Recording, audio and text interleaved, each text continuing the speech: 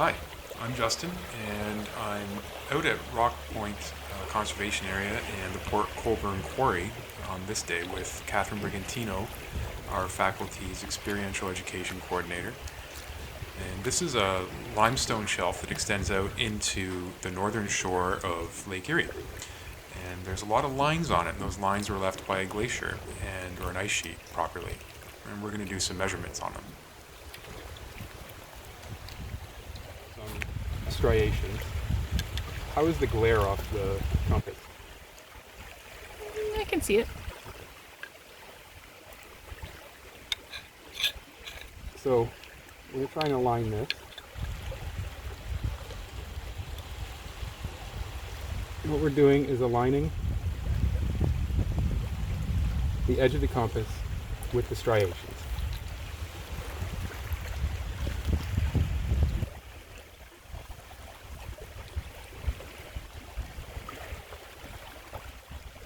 And then we're going to take a measurement. And which direction are we measuring?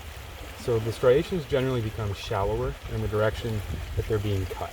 So if you can imagine that we have a pebble that's being forced under the weight of the ice sheet into this material, which is limestone, so it's relatively soft. As it moves along, it's going to become eroded and it's going to break off. So ideally, we're going to try and look for striations that are thicker at the base and shallow up, and that's going to be the direction of flow. In this instance, you can see it's much deeper here than it is here, similarly here to here. So the direction of flow is in this direction, on our compass that way.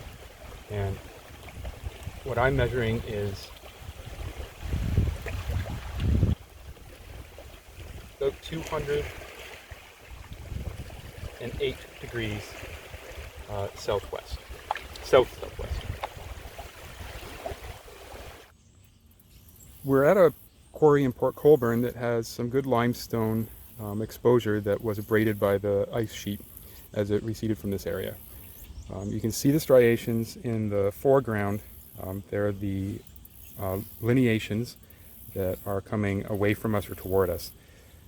I'm going to try and measure one of these striations, the direction of that striation for you. So to do that, we want to simply align the compass with the striation.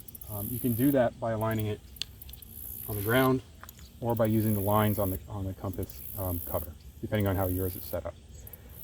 So doing so, aligning to north, we've now frozen the measurement on the compass ring, and we can measure that even after we've moved it. So I'm getting about 42 degrees northeast, and that's the direction or the trend. But that doesn't mean a lot without knowing the direction of ice flow. And the way that we tell direction of ice flow is by the depth of the striations. And the striations are deeper where they began, and a cobble that would have been moving through them, that was abrading them in this way, was largest. And as it breaks up, the striations become less distinct. So in this instance, the striations are deeper at the north end over here, and they shallow up, going away to the south. So we know the direction of flow was from the northeast to the southwest.